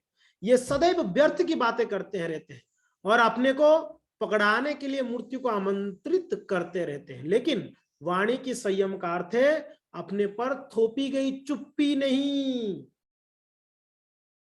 कोई बोलेगा ठीक है प्रभु जी, कल से तो हम मौन व्रत धारण करेंगे, बोलेंगे कुछ नहीं, कुछ नहीं बोलेंगे, क्या फायदा है। एक दिन नहीं बोलेंगे, दूसरे दिन 10 दिन का बोलेंगे, तो क्या फायदा वो मौन। कुछ लोग हम देखा है, कुछ लोग मौन व्रत रखते हैं कभी कभी, और लोग बोलते हैं कि ये मौनी बाबा है, ये महीने में 1 दिन मौन व्रत रखते हैं, बाकी दिन उनका सुन लो, फालतू की बातें करेंगे। काय का मौन, ये से मौन किस बात का। प्रभुपाद जी कहते हैं सिर्फ चुप रहना ही वाणी का कंट्रोल नहीं है। हाँ, चुप रहना ही वाणी का संयम नहीं है, जैसा कि मायावादी दार्शनिक सोचते हैं।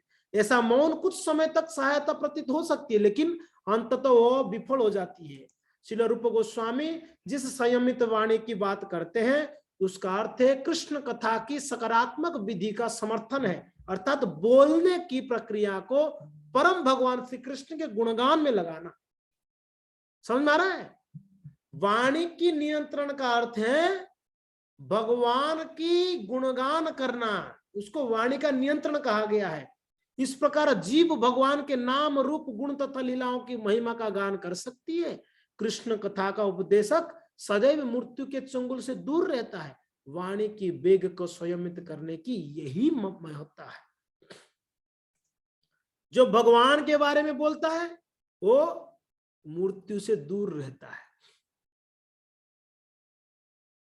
अगर इतना ही बोलने का इच्छा है, बोलो, कथा देखते हैं कितना बोल सकते हो। सुखदेव गोस्वामी 7 दिन बिना रुके बोले, 1 मिनट भी रुके नहीं सुखदेव जी, 7 दिन तक बोले। अगर दम है बोल के दिखाओ, भगवान की कथा है, कितना बोल सकते हो। कभी कभी ऐसा कंपटीशन होना चाहिए भक्तों के अंदर, चलो बोलो, कितना कथा बोलते हो अभी पता चलेगा। बहुत बोल रहे थे ना, अब बोलो।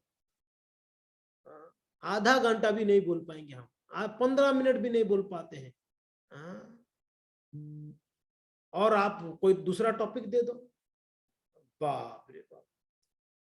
शादी के बारे में किसको बोलो, शादी का बारे में थोड़ा चर्चा करो, शुरू करो आप। सामने वाला ही एंड करेगा, एंड तो करे, एंड तो होगा ही नहीं। पहली बात, क्रिकेट के बारे में प्रारंभ करो, फिल्मों के बारे में प्रारंभ करो, आजकल के पॉलिटिक्स के बारे में प्रारंभ करो, खत्म होने का नामो नहीं लेगा ऐसे चर्चा है। मगर कृष्ण के बारे में चर्चा प्रारंभ करते ही बंद करो यार, दिमाग खराब है, ये स्थिति है। मगर असलियत में वाणी का आप लोग वीडियो क्यों ऑफ करके बैठे हो भाई? हम भी वीडियो ऑफ कर देते हैं, बढ़िया है, आप वीडियो ऑफ करके रखना फिर, ठीक है। हम कितने बार निवेदन करते हैं, कोई सुनता ही नहीं है। हमारा क्लास में वीडियो ऑन नहीं कर सकते हो तो निकल जाओ क्लास से। हमारा क्लास में नियम है, हमारे क्लास में आते हो तो आपको वीडियो ऑन रखना है। तो असलियत में हमारे वाणी की नियंत्रण तब होगी जब हम भगवान की गुणगान में अपने वाणी को लगाएं। वाणी को लगाएं। तो कोई भक्त प्रश्न कर सकते हैं, प्रभु जी प्रैक्टिकली तो नहीं है ना, घर गृहस्थी में है प्रभु जी, बिजनेस व्यापार करते हैं, स्कूल कॉलेज जाते, तो प्रैक्टिकल कैसे होगा ये? 24 घंटा तो नहीं कर सकते हम। हाँ जी, सही बात बोला तन्या माता जी, सही है ना। 24 घंटा तो हम कृष्ण का कथा बोल के तो बैठ नहीं सकते हैं। बात यह है हमारे कॉन्शियसनेस क्या है। अभी हमने विचार किया ना, हमारा मनोवृत्ति क्या है, हम बोल रहे हैं, क्या बोल रहे हैं वो महत्वपूर्ण नहीं, क्या सोच रहे हो महत्वपूर्ण है। हाँ, बहुत जरूरी है। बोलना तो है ही है अपने आप में विशेषता, मगर हम सोच क्या रहे हैं। मान लीजिए हम ऑफिस में किसको डांट रहे हैं, प्रभुपाद जी भी डांटते थे, प्रभुपाद जी भी फटकारते थे गलती करने पर, वो जोर से डांटते थे, और उसके पीछे उनकी कल्याण का उद्देश्य है, उनको कृष्ण में और नजदीक लाने का उद्देश्य है। जब गुरु वैष्णव डांटते हैं तो हमें कृष्ण के नजदीक लाने के लिए डांटते हैं।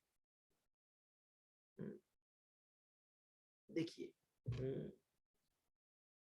तो इसके लिए 24 घंटा प्रभुपाद जी ने कहा है 24 आवर्स हम कृष्ण भावनामृत का ही कार्य करते हैं। एक गृहस्थ अपना जीवन को पूर्णतया कृष्ण भावनामृत बना सकते हैं। कैसे? हर एक कार्य का उद्देश्य अगर कृष्ण की प्रसन्नता कर दे, तब तो उसका गृहस्थ जीवन कैसे हो जाएगा? एक महान संत के जैसा हो जाएगा। जो भी बोलेगा, अगर ऑफिस में बैठ के किसी को अगर कुछ डांटता भी है तो वो भी भक्ति कहला जाएगा। अर्जुन का सोना भी भक्ति था, अर्जुन का सोना भक्ति कहा गया है। क्यों? क्योंकि ना वो कृष्ण की सेवा में 100% शरणागत थे कृष्ण की सेवा में। तो सोना भी भक्ति है, बोलना भी भक्ति है। तो प्रभुपाद जी कहते हैं कृत्रिम रूप से आर्टिफिशियली बोलना बंद करके कितना समय बोलना बंद करोगे? इसके लिए धीरे धीरे आदत डालनी है, बोलना है तो कृष्ण के बारे में। ब्रजवासी गण भी गृहस्थ थे, ब्रजवासी गण गृहस्थ थे, मगर बोलते थे कृष्ण के बारे में ही।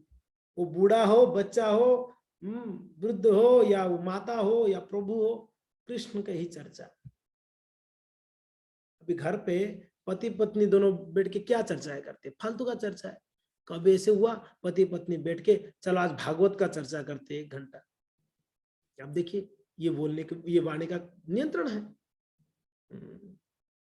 भागवत चर्चा नहीं करोगे, झाड़ू खाओगे पत्नी के हाथ से, अब पति के हाथ से थापड़ खाओगे। सिंपल बात है। अगर भागवत की चर्चा हो गई घर पे, तब तो कोई झगड़ा टंडा ही नहीं घर पे ना। तो इसके लिए प्रयत्न करना चाहिए हमें, जैसे तैसे एन केन प्रकारेण मनः कृष्ण निवेशयेत्, जैसे तैसे हमारा मन को, हमारा वाणी को भगवान की सेवा में लगाएं। और ये असलियत में वाणी का नियंत्रण है। बाचो बेगम कितना खतरनाक है वो प्रभुपाद जी ने बताया पहले, और इसका नियंत्रण कैसे किया जाएगा उसका उपाय बतला दिया। इतना सरल उपाय है, इतना सरल उपाय तो कोई आचार्य नहीं बताया होगा। आप संसार में कोई गुरु के पास चले जाओ, आपको यही बोलेंगे मौन व्रत धारण करो, आपकी वाणी का कंट्रोल हो जाएगा अपने आप। यही बोलेंगे, मौन व्रत, बोलना नहीं कुछ। मगर यहां पर बोलने के लिए प्रेरित की जाती, बोलना है, बंद नहीं करना है, बोलना है। मगर बोलना क्या है? भगवान के बारे में बोलना, भगवान के बारे में। तो ये वाणी का वेग का असलियत में नियंत्रण है। आगे कहते हैं मनोवेगम, मनोवेग या मन की अधीरता तभी बस में हो जाती है जब कोई अपने मन को कृष्ण के चरण कमलों में स्थित कर देता है। अभी चलो वाणी का वेग का तो फिर भी ठीक है यार, मन के वेग के बारे में अगर चर्चा किया जाए तो यार हद बात है ये। मन का वेग इतना भयंकर है, इतना भयंकर है, बिना बोले ही आपका मन इतना घूमता रहेगा, बोलना कुछ नहीं, चुपचाप बैठे रहो ऐसा। मन आपका कहां कहां घूमने का विचार नहीं, क्या क्या उसके प्लान नहीं चलती है मन के अंदर। वो हर सेकंड में कितने कितने नोट्स बना लेता है मन। वो मार्केट में गोलगप्पे खाने जाना है, पिक्चर देखने जाना है, वो कपड़ा खरीदने जाना है, ये बैठा आपने कहीं नहीं किया है और खूब प्लानिंग हो जाती है क्या क्या मन में। और इतना ही नहीं है, एक एक सेकंड में कितना लोग को ऊपर क्रोध भी करने का इच्छा, कितना लोग के ऊपर प्रसन्न होने का इच्छा, कुछ खरीदने का इच्छा, अनेक हजारों लाखों इच्छाएं। मन की वेग तो पूछो ही मत। इस वेग को कैसे रुका जाए यार, अद्भुत है, बहुत अद्भुत है ये। अर्जुन भी हाथ जोड़ दिए, प्रभु यार पूर्व से बहने वाला हवा को, पश्चिम की ओर आने वाला हवा को रोक सकता हूं, मन को प्रभु नहीं रोक सकता हूं, ये बड़ा कठिन है। चंचल ही मनः कृष्ण प्रमाति बलवत दृढ़म। अर्जुन जी कहते हैं भगवान चंचल ही मन, ये मन इतना चंचल है, इतना बेगवान है बाबा। कैसा है? बलवत दृढ़म, इतना बलवान है मन। ये मन व्यक्ति को नरक ले जाएगा, ये मन व्यक्ति को स्वर्ग ले जाएगा, ये मन व्यक्ति को वैकुंठ धाम ले जाएगा। ये मन, तो प्रभुपाद जी कहते हैं, है ना, है सही बात है कि नहीं है? मन कितना खतरनाक है। यहाँ पर प्रभुपाद जी कहते हैं कि चैतन्य चरितामृत में कहा गया है, कृष्ण सूर्य सम माया है अंधकार, जहां कृष्ण तहनाई माया अधिकार। कृष्ण सूर्य के समान है और माया अंधकार के तुल्य है। यदि सूर्य उपस्थित हो तो अंधकार का कोई प्रश्न ही नहीं उठता। इसी प्रकार यदि कृष्ण मन में उपस्थित हो तो माया के प्रभाव से मन के विचलित होने की कोई संभावना ही नहीं रह जाती है। क्या अद्भुत बातें हैं। आप कृष्ण का विचार करो, आपके मन में फालतू विचार आ ही नहीं सकता है, संभव ही नहीं है। जहां कृष्ण तहां नहीं है माया अधिकार।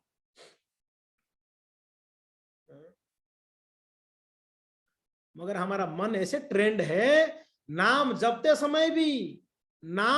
समय भी कृष्ण का स्मरण नहीं होती है। जप रहे हैं तो कृष्ण कृष्ण, बोल रहे हैं कृष्ण कृष्ण, मन में चल रहा है कितना कितना, या कृष्ण कृष्ण बोल रहे हैं, वहां कितना कितना कितना मिलेगी, कितना कमाऊंगा, कितना घूमूंगा, कितना कितना कितना, हरे कितना हरे कितना कितना कितना हरे हरे। हम बोल रहे हैं कृष्ण, मन में कितना चल रही, क्योंकि ना मन इतना ट्रेंड हो चुका है गलत चीजों को विचार करने में। भगवत भक्ति में भी ये मन जो है गलत विचार ही करता है। मगर ये मन को अगर ऐसे ट्रेंड किया जाए ना, ये कहते हैं वो एक महात्मा कह रहे थे कि एक जिन था, जिन, मुसलमान लोगों का जो प्रेत होता है उसको जिन कहते हैं। जिन सुना है आप लोगों ने? जिन ही कहते हैं ना, मुसलमान लोगों का जो प्रेत होती है लोग जिन कहते हैं। ये एक प्रकार का जिन है। तो एक व्यक्ति शौच करने जाता था, तो आजकल की जैसा ऐसे टॉयलेट्स तो नहीं हुआ करता था, कहीं खेत में जाता था शौच करने, तो शौच करता और शौच करने के बाद जो उसकी लोटा में जो पानी रह जाता था वो लाके एक पेड़ के नीचे डाल देता था, जो भी पानी रह जाता था। तो डेली जाता था, एक दिन गया, 2 दिन गया, 3 दिन गया, चौथा दिन गया, 5वां दिन है ना, वो उस पेड़ में एक जिन रहता था। तो वो कहीं समय से प्यासा था, उसको पानी नहीं मिलता था, और ये व्यक्ति ही शौच करके जो पानी बचा हुआ पानी डालता था, वो पानी पी के वो प्रसन्न हो गया। वो जिन खुश हो गया, एक दिन प्रकट हो गया इसके सामने, बोले थैंक यू, आपने मुझे पानी पिलाया, बोलो कुछ चाहिए तो बोलो। यार डर गई, ये कहां से आ गया, मैं कौन सा इसकी सेवा किया? बोले तू अच्छा सेवा किया मेरा, बोलो क्या चाहिए, बोलो कुछ तो बोलो, नहीं तो खा जाऊंगा तेरे को। बोले यार मैं कहां फंस गया, कुछ बोलो नहीं तो खा जाएगा बोल रहा है, कुछ तो बोलो, मांगो जो मांगना है। बोलते यार मेरा घर टूटा हुआ है, तो तुरंत घर बना दिया। ये जादुई जिन था। तो बाबा फिर बोलो और कुछ है? बोलते यार गाड़ी चाहिए, तो गाड़ी दे दिया तुरंत। और बोलो खाना चाहिए, खाना दे दिया, जो बोलता तो तुरंत दे देता था। फिर बोलो और बोलो नहीं तो खा जाऊंगा। बोला यार ये तो बड़ा खतरनाक है यार, ये तो मैं कहां फंस गया, नहीं बोलो तो ये खा जाएगा। तो इसके मन में एक विचार आया, सब अभी सब पूरा हो गया था इसका। जो बोला एक बांस ले आया, बांस लाके वहां गाड़ दिया, बोला ऊपर चढ़ो, ऊपर चढ़ा, नीचे उतरो, नीचे उतरो, और ऊपर चढ़ो, और एक नीचे उतरो, ऊपर नीचे होते रहना जब तक कुछ नहीं बोलता हूं। वो जिन ऊपर चढ़ रहा है, नीचे उतर रहा है, अच्छा उसको काम में लगा दिया। अब नहीं बोलता है खा जाऊंगा करके, उसको बराबर काम, चल ऊपर चढ़ो, नीचे उतरो, और ऐसे ही होते रहना जब तक कुछ नहीं बोलता हूं। बस हो गया उसका काम। उससे बच गया कि नहीं बच गया? ये मन ऐसा है, इसको एंगेजमेंट नहीं दोगे तब ये आपको फालतू चीजें कहां कचड़ देगा। इसको ऐसे एंगेज करो कृष्ण भक्ति में, कृष्ण भावनामृत में, ये आपको फालतू चीजें विचार करने ही नहीं देगा। जब भी बुरे विचार आता है, अच्छे विचार लाओ, तुरंत भागवत खोलो, तुरंत भागवत खोल के पढ़ो, या कोई कथा सुनो, कीर्तन सुनो। मन को नियंत्रण करने में भक्ति में कितना आसान तरीका है। मंत्र दी गई है, मंत्र का अर्थ पता है? शास्त्र में कहा गया है मनः तारयति इति मंत्र। मन को नियंत्रण जो करता है वही मंत्र है जी। भौतिक तरीके से आप कोई मन को नियंत्रण नहीं कर सकता। आर्ट ऑफ माइंड कंट्रोल, बड़े बड़े सेमिनार्स होते हैं बाहर संसार में, आर्ट ऑफ माइंड कंट्रोल। ना बोलने वाला माइंड को कंट्रोल कर पाया, ना सुनने वाला माइंड कंट्रोल कर पाता है। आर्ट ऑफ माइंड कंट्रोल यानी आप माइंड को कंट्रोल करना चाहते हैं, मन को, तो मंत्र जपना होगा, मंत्र सुनना होगा, मंत्र बोलना होगा। मंत्र का अर्थ है मनः तारयति इति ही मंत्र, मन को तारण करने वाला, मन को कंट्रोल करने वाला। गीता के श्लोकों को उच्चारण करिए। अगर बुरा विचार आते हैं, बुरे अलग अलग इच्छाएं आते, तुरंत गीता उठाओ, गीता के श्लोकों को पढ़िए, उच्चारण करिए जोर जोर से। अहम सर्वस्य प्रभवो मत सर्वं प्रवर्तते इति मत्वा भजते मां बुधाभाव समन्विता मच्चित्ता मदगत प्राणा बोधयन्तं परस्परं कथयन्तस्य मां नित्यं तुष्यन्ते। बोलते बोलो, जोर जोर से उच्चारण करो गीता के श्लोकों को, भागवत के श्लोकों को। कितना आसान है, मगर इस वही बोला ना, इस मन को एंगेज करनी पड़ेगी, नहीं तो फिर आपको नहीं छोड़ेगा ये मन नहीं छोड़ेगा। तो जब भी आपको समय मिलता है, हम लोगों का इतना बुरी आदत हो गई है सभी का, जैसे समय मिलता है वैसे हम, समय मिलता कहाँ है? ये मोबाइल हमको समय देती है? संभव ही नहीं है। टाइम देगा तब ना, कुछ टाइम पर। ये ऐसे एंगेज कर दिया हमको एंड्रॉइड फोन आके। पहले वो कीपैड वाला फोन तो फिर भी टाइम दे देता था, उसमें ज्यादा कुछ तमाशा था नहीं। वो सांप वाला एक गेम होता था, वो सांप खेल के दिमाग खराब, पटक देते थे, यार छोड़ो इसकी क्या खेले। आप देखा होगा एक सांप का उसमें आता था गेम, सांप को जो आगे आगे बढ़ाना है, बड़ा बड़ा होगा वो सांप, हम खेलता उसमें तो पक जाता। इसमें इतना इतना वैरायटी है हमको टाइम पास करने के लिए, तो क्या टाइम देगा ये मोबाइल? टाइम ही नहीं। हमने सुना अभी परम पूज्य हलधर स्वामी महाराज, नाम सुना है हलधर स्वामी महाराज जी का? उदयपुर भी आए थे हलधर महाराज जी, अभी गुरु बने। गौर गोविंद गोस्वामी महाराज जी के शिष्य हैं, तो अभी गुरु बने, उनको गुरु पदवी मिली इस्कॉन में। उन्होंने जिनको दीक्षा दे रहे नियम क्या बनाया पता है? एक नियम उसमें ऐड कर दिए, एंड्रॉइड नहीं चलाना है तो मैं दीक्षा दूंगा। एंड्रॉइड नहीं चलाना है तब दीक्षा दूंगा। हम तो बोलेंगे मत दो महाराज, नहीं लेना मुझे दीक्षा, एंड्रॉइड बंद करेंगे, दिमाग खराब है, एंड्रॉइड नहीं बंद करेंगे।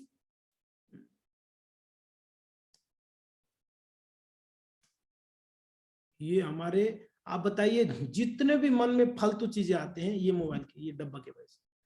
इसके लिए इसको कहते हैं महात्मा लोग इडियट बॉक्स। इडियट बॉक्स है ये, सारे फालतू चीजें, कचड़ा है। इसको बराबर से यूज करना नहीं जानोगे ना, सर्प को पाल बैठा है हम लोग, जेब में लेके सर्प को घूम रहे, सांप को बराबर। अगर इसको, उसके लिए सर्प को कौन कंट्रोल कर सकता है? जो सपेरा होता है ना वो कंट्रोल कर लेता है। बराबर सपेरा नहीं बनोगे ना, तब तो ये ऐसे डंक मारेगा, तब तो जिंदगी भर पछताओगे। तो इसके लिए, इसको चलाने के लिए सपेरा बननी पड़ेगी आपको, तब जाके इसको चला। नहीं तो ये ऐसा है, हमारे मन को कहां ले जाती है। अच्छा चीज कम होती है इसमें, बुरा चीज बहुत होती है। जितना भी डकैती, जितना भी गुंडागर्दी, जितना भी बॉम्ब ब्लास्ट, जितना भी हत्या, जितना भी व्यभिचार, ये सारा इसी से होती है। और जितना भी बच्चे आज बिगड़े हैं मोबाइल की वजह से, माता पिता यार 100% ट्राई करते हैं संस्कार देना, बच्चे फिर भी नहीं बनते। हो क्या मेरा बच्चों को इतना समझा रहे हैं फिर भी, अरे जब उसके पास इडियट बॉक्स है तो कैसे समझेगा, इडियट ही बनेगा। और ऊपर से उसमें 3 इडियट का पिक्चर भी आ गया, कैसे और अच्छा इडियट बन सकते हो। हमने बॉम्बे में था, सुना था कोई 3 इडियट करके कोई पिक्चर आया है, यार ऐसे कैसे टाइटल देते हैं पिक्चरों का, 3 इडियट। और जिसको जो देखेगा उसको तो कोई सभ्य व्यक्ति बनेगा, ऐसा कोई देखेगा तो इडियट ही बनेगा। कहने का तात्पर्य है प्रभु जी, माता जी, कि कुल मिलाकर हमारे मन को भटकाने के लिए माध्यम बहुत है हमारे पास। इसके लिए हमें जितना हो सके उतना हमारे मन को भगवान की सेवा में, भगवान की नाम जप में, कथा कीर्तन में लगाना चाहिए। हम 1 घंटा जप के सोचते हैं कि हम 23 घंटा अपने मन को नियंत्रण कर ले, हो सकता है? आपको क्या लगता है? 1 घंटा जप करके अगर ध्यान पूर्वक करोगे तो नियंत्रण हो सकता है, अगर ध्यान पूर्वक करोगे तो नियंत्रण हो सकती है। 1 घंटा का जप हमको नियंत्रण कर सकता है हमारे मन को, मगर ध्यान से। स्वल्पम नेहा विक्रम नाशोस्ति प्रत्यवायो न विद्यते स्वल्पम अप्यस्य धर्मस्य त्रायते महतो भयात्। अगर आप ध्यान से करते हो तब तो आप महतो भयात्, आप ये सारे भय से बच जाओगे, ये सारे संकट से बच जाओगे, नहीं तो हमें कहां ले जाएगा पता नहीं। तो ये मन के बारे में और विस्तृत रूप से हम चर्चा करेंगे अगले क्लास में। अभी के लिए हम यही विराम देते हैं, समय हो गया। Hare Krishna. So thank you. हमारे वेडनेसडे वाले क्लास के भक्त लोग भी आज पधार गए हैं हरिला माता जी क्लास से, संगीता माता जी फरीदाबाद से, हरे कृष्णा। नेहा माता जी, तन्या माता जी, सविता माता जी, थैंक यू। सुमन माता जी, धन्यवाद। तो आप सबको भी स्वागत है। आज मैं देखा वहां उस ग्रुप में आप लोग का क्लास कैंसल आया, तो मैं